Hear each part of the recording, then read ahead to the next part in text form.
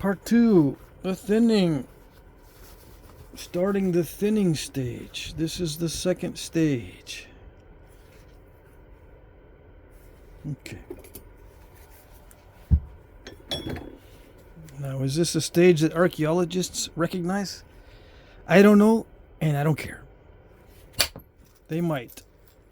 I have seen some archaeologists say that there's different stages, and they have the different stages in their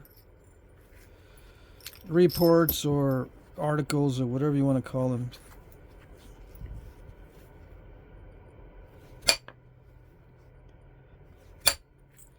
This is just opportunistic, right? Wherever I see a thick area that needs to be thinned down, that seems to be a good spot. Just opportunistic. What about thinning the ends down first? Well, as long as the middle doesn't get any thinner than the ends, I can hit the middle. Yeah. But yeah, thin the ends down first is a good strategy. Just like before.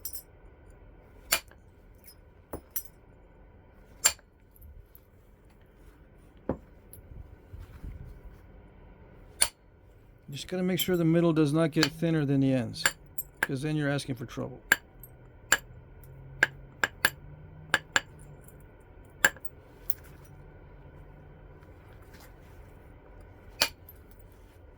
Unless you want it to snap in half. Yeah. You can make it snap in half really nicely by thinning the middle.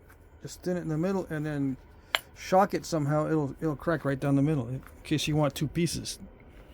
I don't know too many people that do it that way. They'd rather just start with a different smaller piece instead of breaking a big piece in two, but you can do it.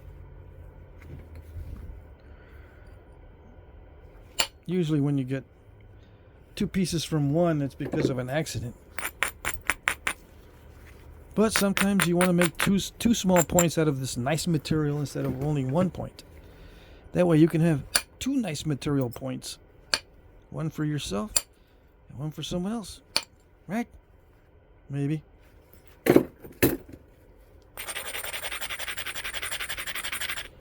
So this is at this stage, I don't know why I choose certain areas. This is just random. Just random. Look for opportunities. Look for stuff I don't like. See what's going on. Usually this is the stage where I make some mistakes and I start to damage control, and it kind of takes on a life of its own, and I just, you know, take flakes and then chase the damage control.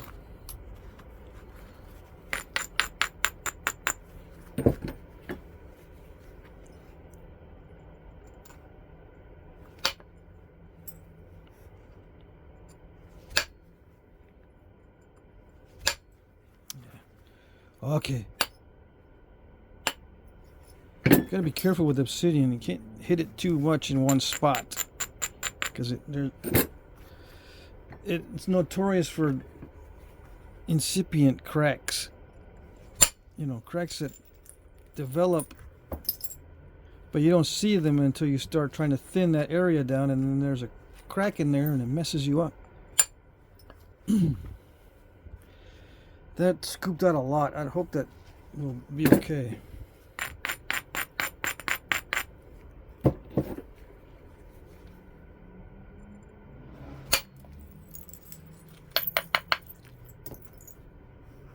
That scooped out a lot too.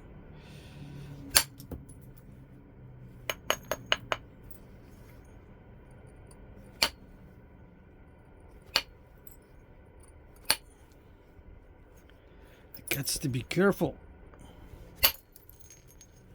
That one showered me with flakes in my face. Come on.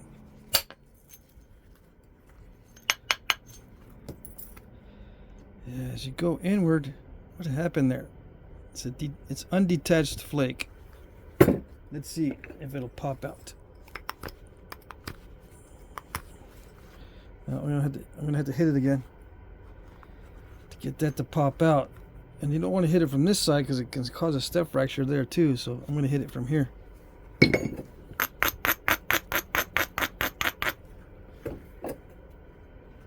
I can see the crack here. See that? It's continuing this way. That crack right there.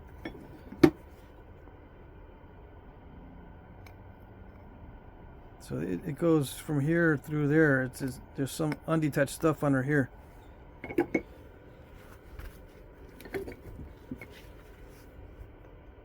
It'd be good if this reached pretty far. Let's see.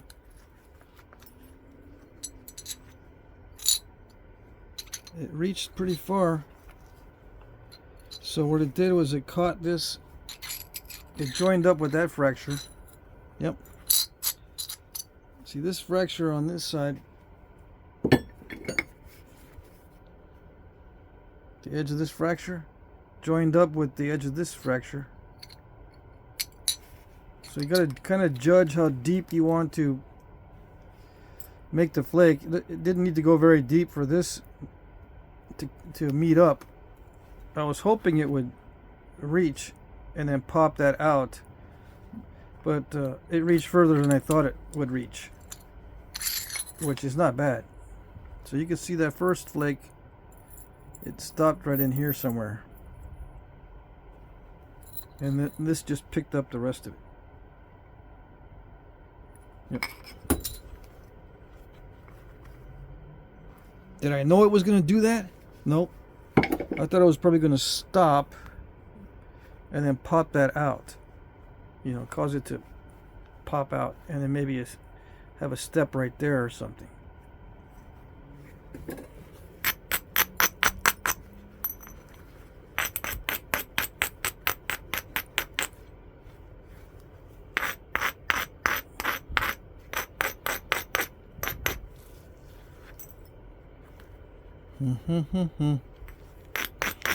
So yeah, I already hit a lot of the ground down areas. Let's see.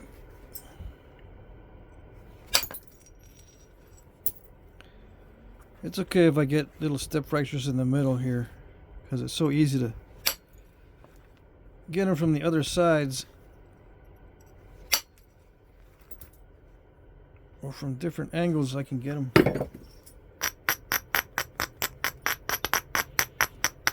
The flakes run far on Obsidian. Just as long as they don't dive. If you don't put too much inward force, it should be alright. Inward force, sometimes it'll send a thinning flake in, but instead of popping out this way, sometimes the path of least resistance is right through the piece. So that's the danger of trying to scoop out too much.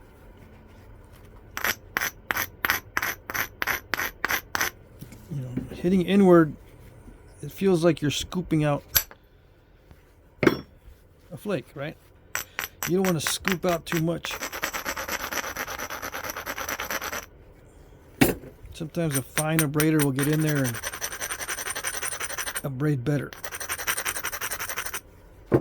I prefer the coarse abrader for two reasons. I think I mentioned them before. One, it's faster. It removes delicate edges faster. And I guess another reason is the flakes coming off are not like fine dust. I'll get into the silica dust. I've got a question on that too. I mean, I had a question on silica dust not long ago. You don't have to worry too much about Obsidian's dust. It's not the same. The Obsidian doesn't have the same crystal structure as chert or flint. This is what they call amorphous. It's basically one big crystal. The flint and chert has microcrystals, and those can become detached, and when you inhale these, it actually has a chemical reaction with the tissues in your lungs, whereas this type of crystalline structure does not have a chemical reaction with the lungs. It all has to do with how the crystal structure is how the crystal structure is within the stone. So obsidian dust is not nearly as hazardous as chert or flint dust. That's the bottom line.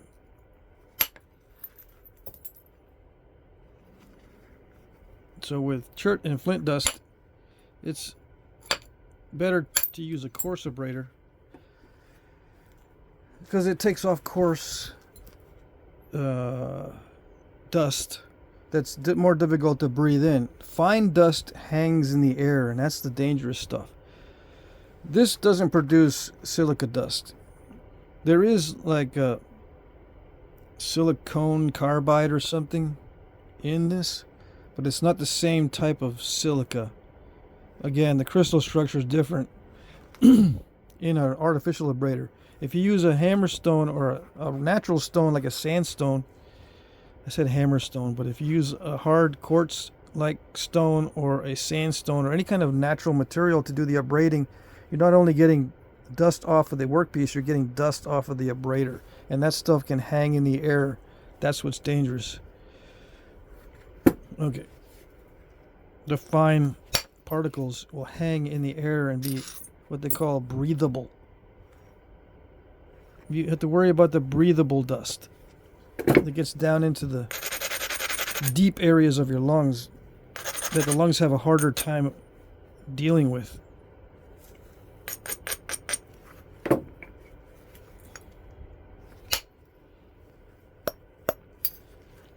If it's just if it's trapped in the upper airway with these larger dust particles, the mucus catches those and you can cough them out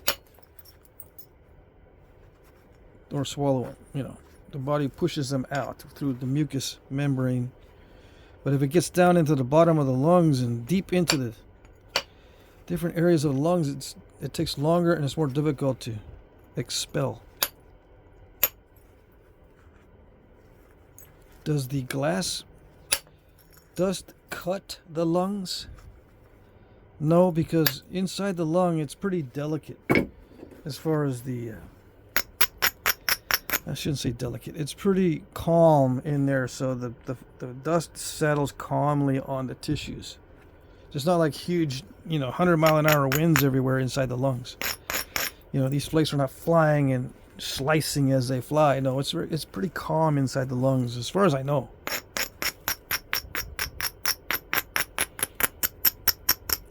You would need some friction to cut, so they just kind of settle on the tissues,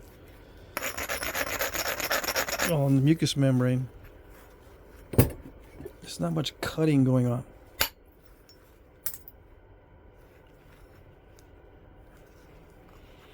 Okay, so that one, I did scoop out too much on this side, I think.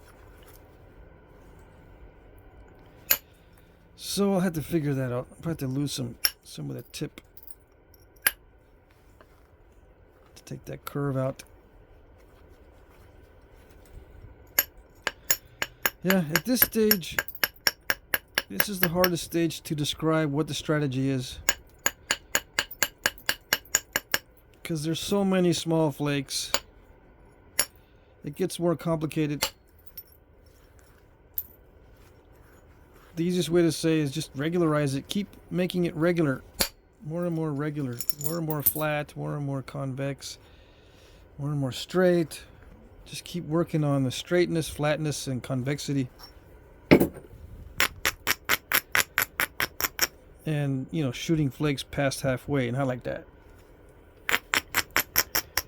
If you thin it too fast too soon, a lot of times it'll break in half.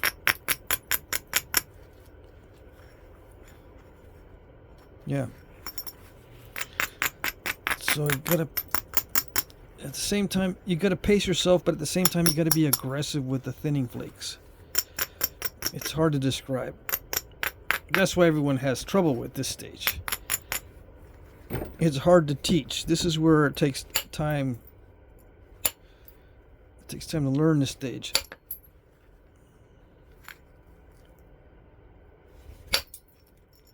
So I hit it really hard. It didn't go very far because there's a concavity there. So it kind of popped out, which is good. I can hit pretty hard as long as there's a concavity somewhere in there. I can hit hard and it won't dive. Theoretically, sometimes you never know. I hit it hard. I don't know if you could hear.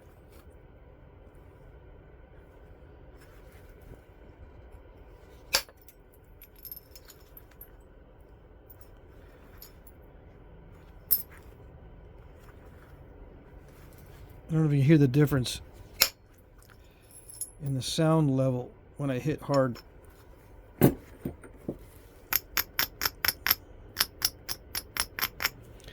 You know, hitting hard does two things. Sends flakes further in, but it also uses the mass of the workpiece against itself, which is something that indirect percussion is good at doing because it's fast strikes.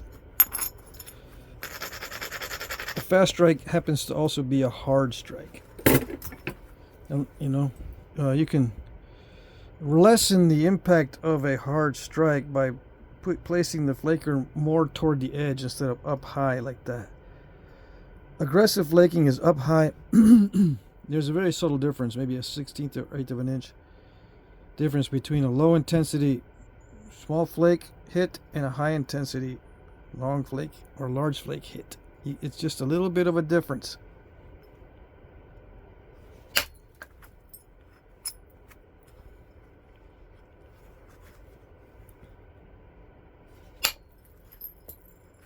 The tool's got to seat, make contact. You don't have to put pressure on it. Just make sure it's seated and make good contact.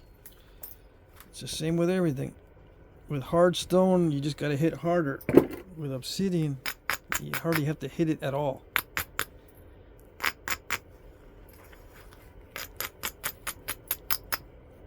I said it was a hard strike, but for obsidian it's hard. But if this was raw stone, it wouldn't have done anything. For the most part, with that level of force. Yeah, it's so easy to knock off flakes with this stuff.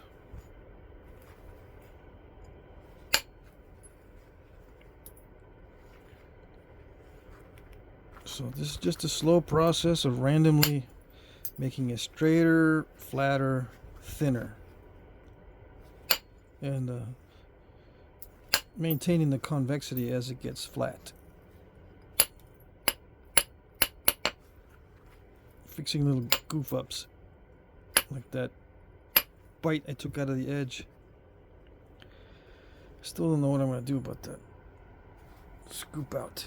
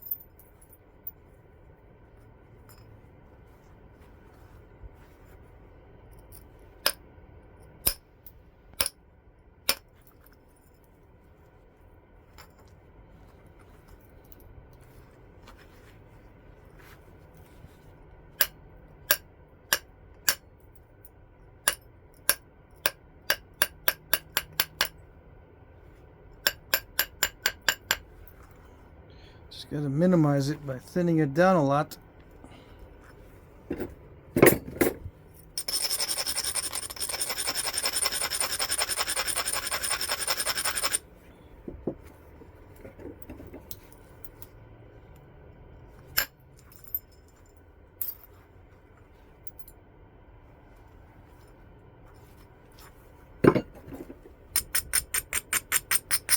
I can do a lot of the rest of the tip with pressure.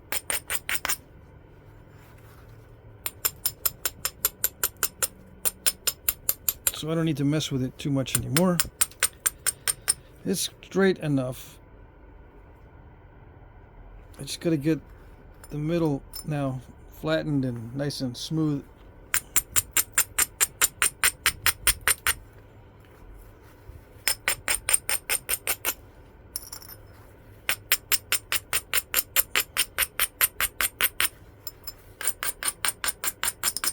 Now,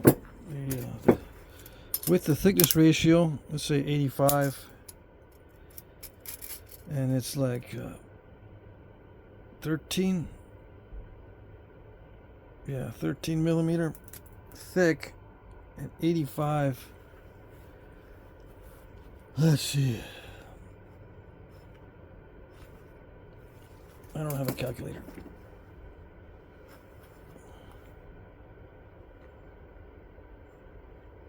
If it was 10, it'd be 8 to 1, so it's less than 8 to 1. 7 times 13. No, it's got 6 times 13. 78. It's between 6 and 7 to 1. How much was it again? Oh, 80. 85. 6 times 13. 78. No. Yeah.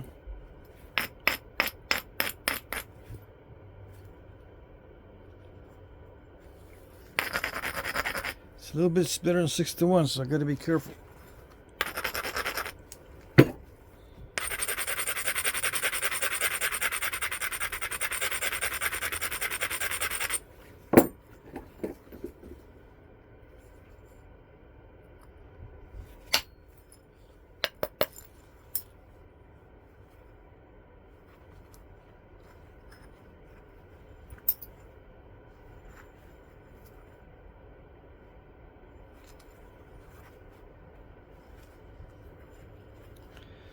Yeah, I should reduce the width a little bit more before I start sending in these cleanup flakes. Yeah.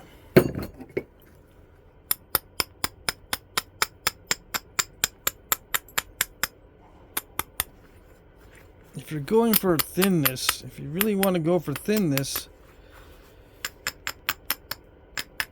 you would push the limits. You know, you'd keep pushing and keep pushing until you learn how to do real thin points. But you'll break a lot. And I don't feel like breaking a lot. I don't have that much material.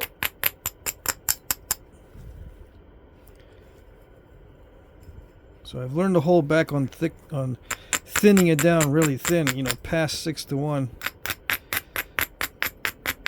Especially on video. If you're a new guy, 4 to 1 is good enough with the thickness ratio.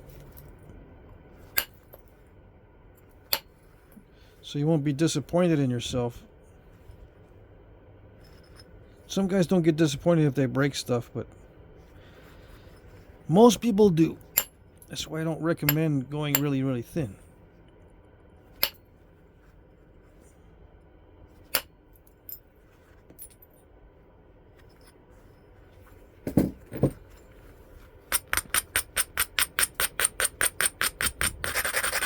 But there's some people who worship thinness. Yeah, it's one of the gods of Flintknapping, the thinness god.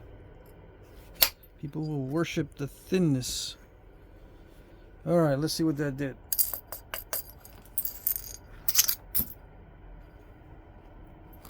Yeah, it's okay. I think it would be better if it fanned out a little bit more, but it lost its energy. Yep.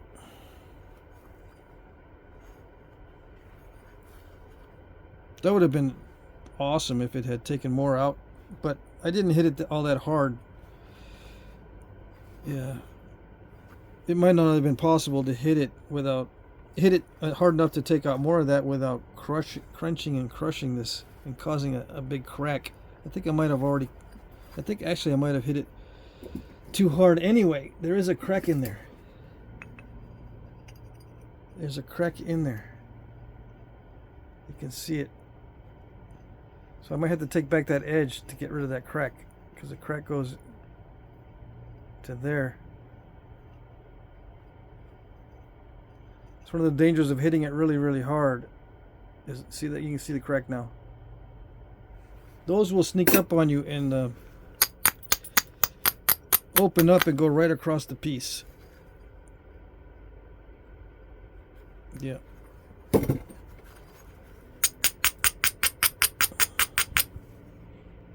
Unless you get rid of them by, you know,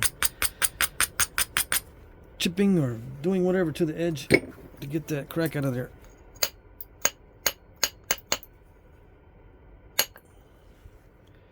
So yeah, sometimes it's better just to remove more of the edge so you don't have those cracks.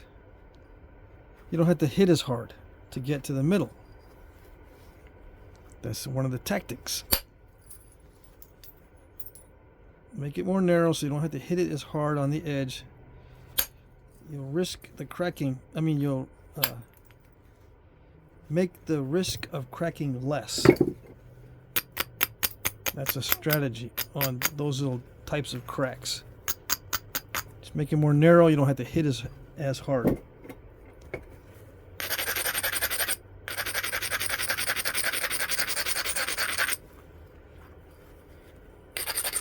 You can also change the shape of the tool tip.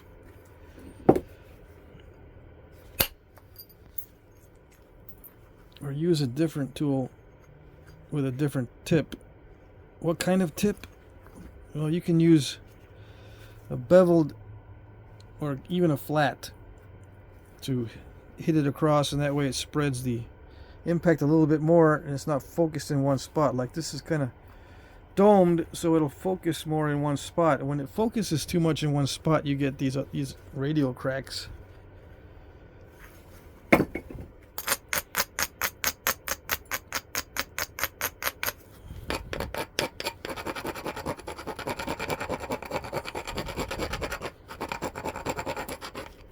Yeah, that's danger. That's the danger of indirect percussion, those radial cracks. Well, with anything basically, but if you have a sharp pointed tip or a tip that will dig in instead of spread out the impact, if it'll dig in and focus the impact, there's always a danger of those radial cracks. Radial means it goes perpendicular to the edge instead of being along the edge and scooping it out. Radial just means it comes out from a central point, so it doesn't really tell you exactly the orientation of the crack. It's just radial means it comes out like rays of the sun.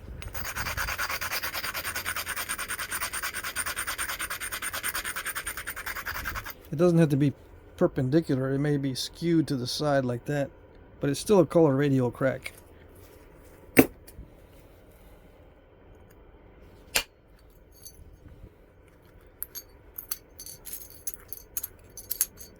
So that one, see, I saw that high spot right there and it had a little bit of step fracturing. So I took that flake off to clean that up and get rid of the high spot. So this edge, except for this step fracture right there, this side, I mean, this side is pretty flat. Yeah, I can take out this area, and then I need to take this lump off here. And then we should be done with this side, and the other side is not too bad.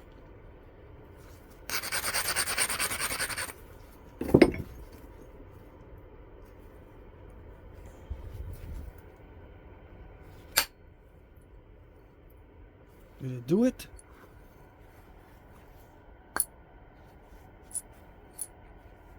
Yeah, come on. Yeah, it did it.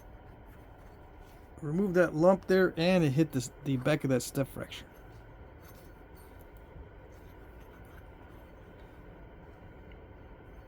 There's still kind of a lump in the middle here, but that's okay. It's obsidian. I'm going to leave it a little thick just so it won't break.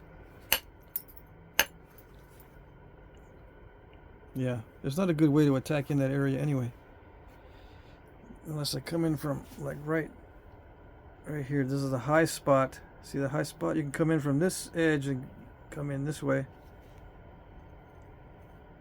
If that high spot bugs you.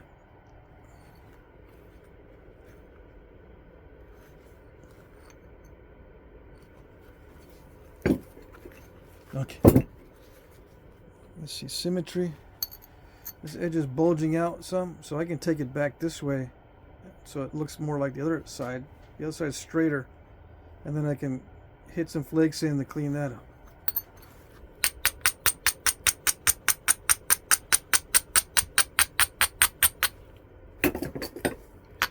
So just with brushing with the Abrader, can take back that edge, especially on Obsidian.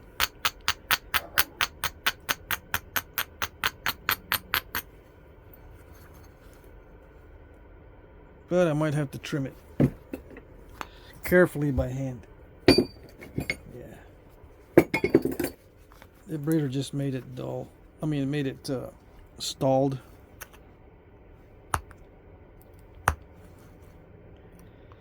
Like stalling the bottom of a notch, you can stall the edge.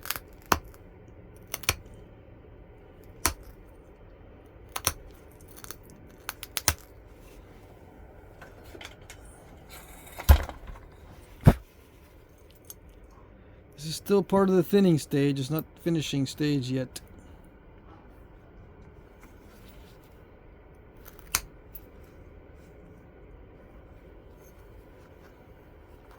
Even though it might look like I'm trying to finish the surface, it's still the thinning stage. The final finishing is the slight cosmetic improvements, and improvements such as making it thinner where you might notch it.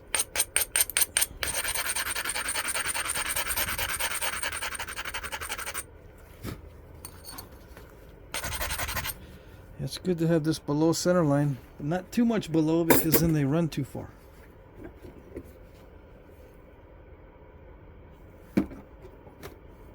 Should I use the thicker one? Yeah, I've been using this the whole time, so I might as well stick with it. It's easier to stick with the same tool because you know the feel of it already. That's not good. Hitting it, having nothing happen or almost nothing happen is not good.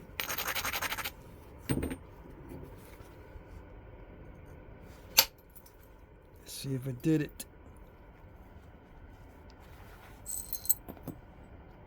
Yep, I think so. Did it leave a step fracture on the other side? Yeah, kind of right there, yeah. You might say, I'm going to get it from that side. Well, it depends on the risk. If there's too much of a risk, it's already really thin and low. So you have to lose a lot of this edge to bring it back up again to get the backside, and then it might cause another step fracture, and you're going to come back and get it again. It just becomes a tug of war. I don't know. It becomes a problem that keeps perpetuating itself.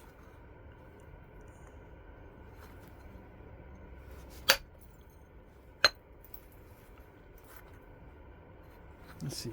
What did it do? The flake didn't go very far. Oh yeah, it did. That flake went here, which is pretty good.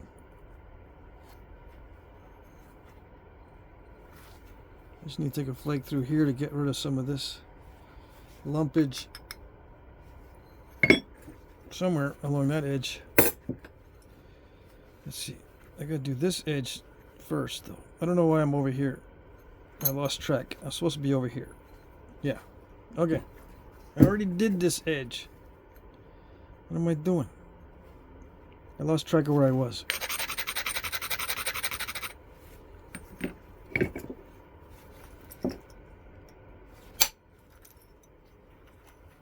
Let's see. I think that was good. Yes. No cracks. I hit that pretty hard. There's a little bitty crack in there.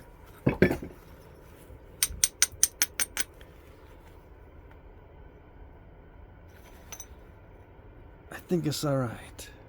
Okay.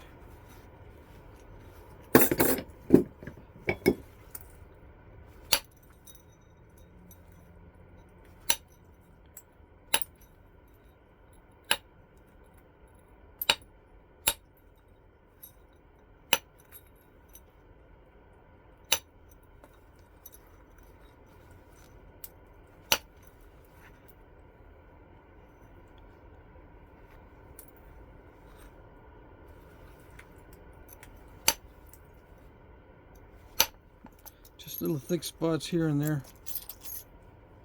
That was a thick spot.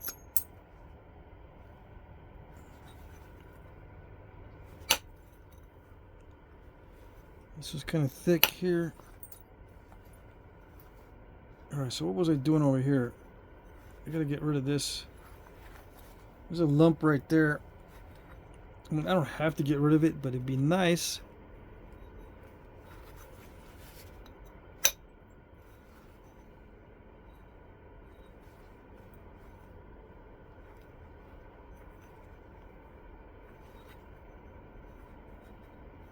I can come up through this way from down here, but that's might be a long shot.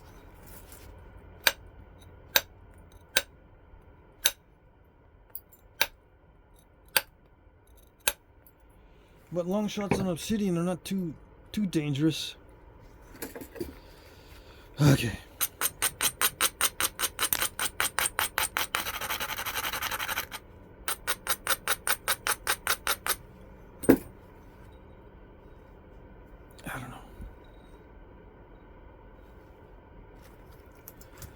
Probably have to prepare this a little bit better.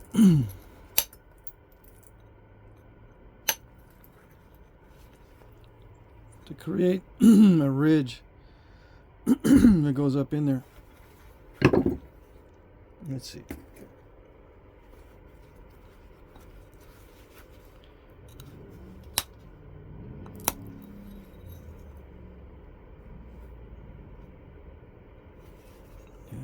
Just need a ridge to go continuously from here to there. So yeah, I'm using a ridge this time. I'm abrading the whole bottom edge because eventually I'm going to have to do some repairs down here because it's all kind of wonky. I could also do it flake from the other, fix this other side too. Yeah, fix this and fix that.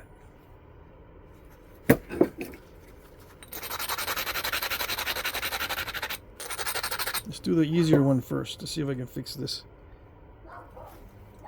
I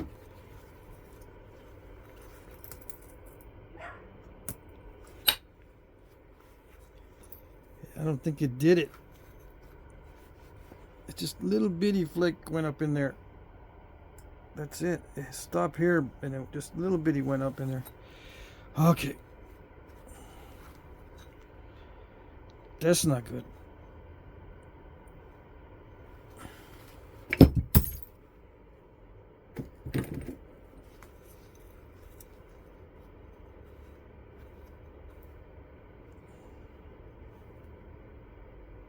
I don't know.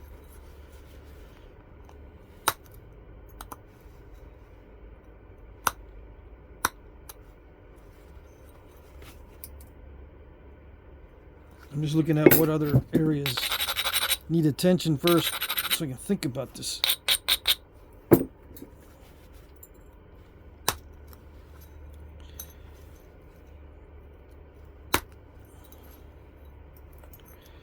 Alright, so I should do this one first. But I'm not going to come in from this side. I'm going to come in from over here. Yeah.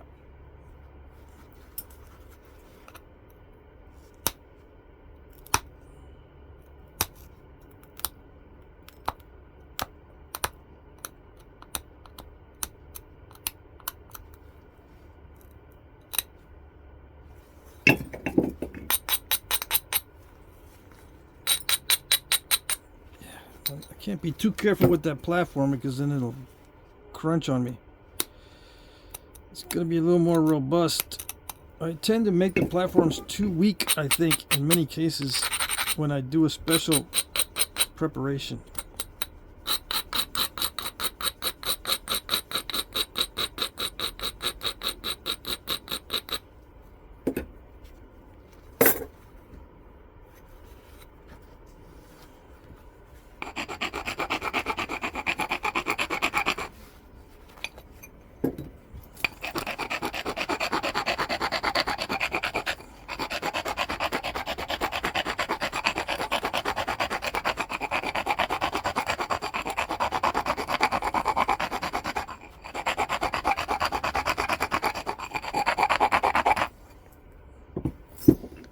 There's no issues with the flaker.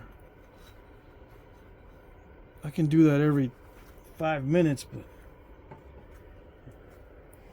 I don't. I tend to try to be expedient. I should probably do that every 5 minutes. Let's see if it worked. Yeah, I went a little bit too far. Yeah, at least I don't have the step fractures there. I just have a little bit of an issue there. It's not bad. No, it's not, because it's not a step fracture. Just scooped it out a little bit too much. No big deal.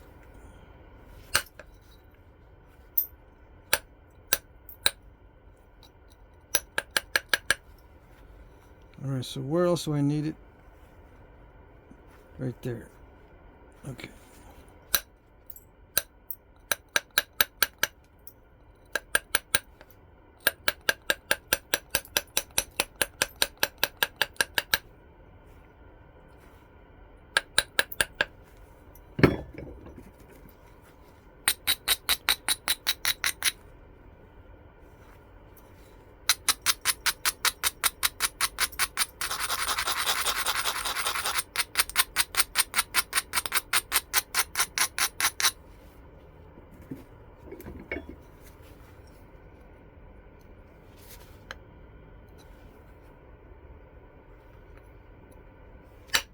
Let's see.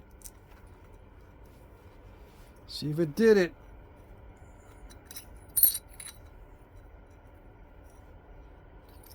Yeah, I think that's where I wanted it, right? Because it was lumpy right there. Yeah. It did follow that ridge all the way up. Voila. That's it. I'm going to stop there. It's already 43 minutes. So it'll just be a preform video. Yeah. Knapping the preform. And then, because it could be a lot of different things.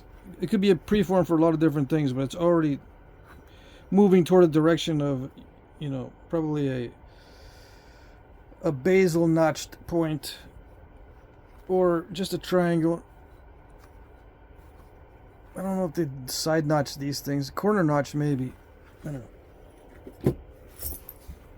Let's see. Where's the tape measure? The width to thickness ratio at the bottom. Let's say 78.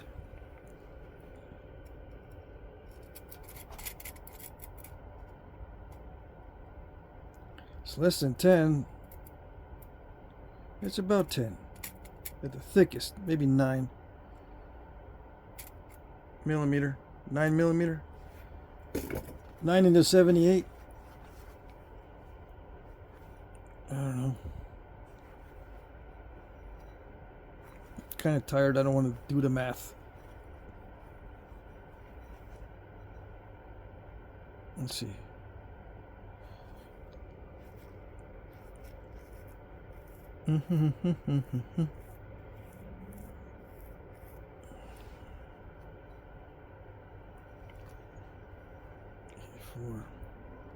It's like 7 to 1.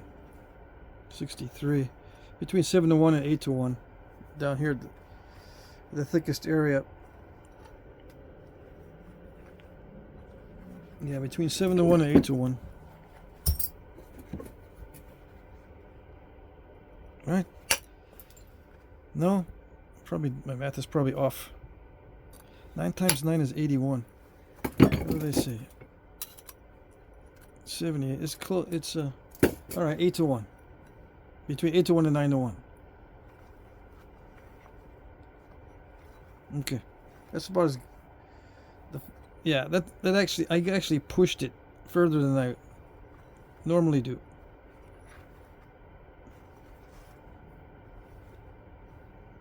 Yeah, and what is that? 3 inches? 3 by 5. Okay, so that's it.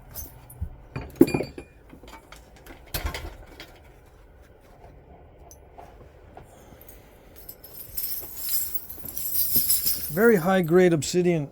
Luke, this is awesome stuff. Awesome.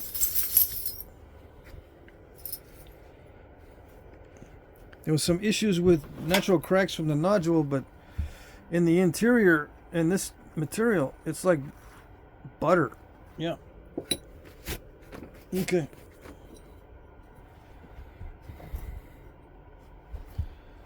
I got some other knappings to do, and then I'll call it quits later.